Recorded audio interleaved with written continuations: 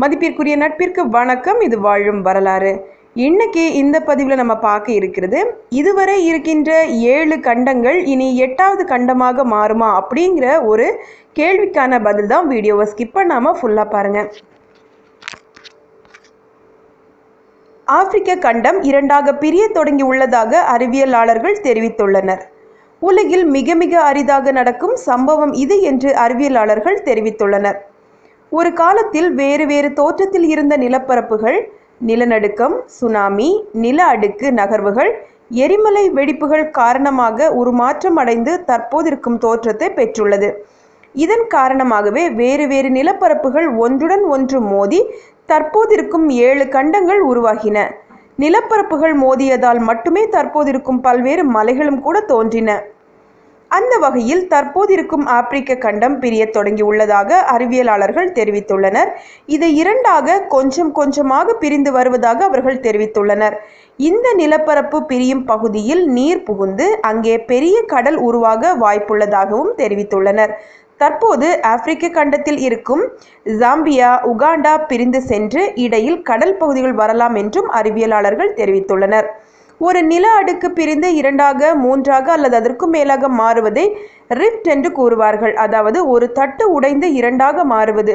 இதற்கிடையில் தண்ணீர் புகுந்தால் அது 2 நாடுகளாக 2 பகுதிகளாக மாறிவிடும். இதுவாக 2 தட்டுகள் நகர பல 100 ஆண்டுகள் எடுக்கும். ஆனால் அடிக்கடி நிலநடுக்கங்கள் ஏற்படும் பட்சத்தில் இந்த நகர்வு வேகமாக நடக்கும் வாய்ப்புகளும் உள்ளன. இப்படி தட்டுகள் நகரும் இடைப்பட்ட இடைவெளியில் பொதுவாக கடற்நீர் நுழைவது வழக்கம். அப்படித்தான் கடல்கள் உருவாகி தற்போது கிழக்கு ஆப்பிரிக்காவில் உள்ள ரிஃப்ட் ஏற்பட்டு உள்ளது. அதன்படி 56 கிலோமீட்டர் தூரத்திற்கு நிலத்தட்டுகள் நகர்ந்துள்ளன. எத்தியோப்பியா பாலைவனத்தில் இந்த நிலப்பிரிவு ஏற்பட்டுள்ளது. இந்த பகுதியில் வரும் வருடங்களில் கொஞ்சம் கொஞ்சமாக தண்ணீர் புகுந்து அது கடலாக மாறும்.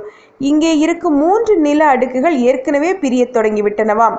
ஆப்பிரிக்கா, நூபியன், ஆப்பிரிக்கன், சொமாலி, அரேபியன் ஆகிய அடுக்குகள் பிரிய தொடங்கியுள்ளன.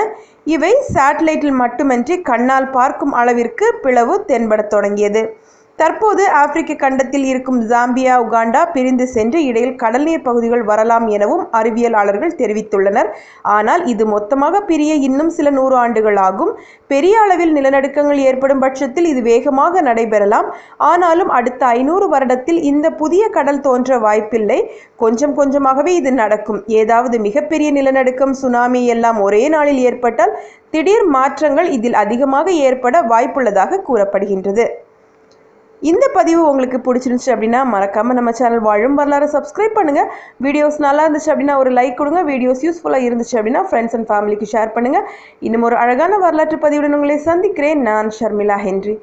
என்னாலும் உங்களுக்கு பொன்னாளாகட்டும். அதில் என்றென்றும் இன்பங்கள் நிறைந்திருக்கட்டும். நன்றி.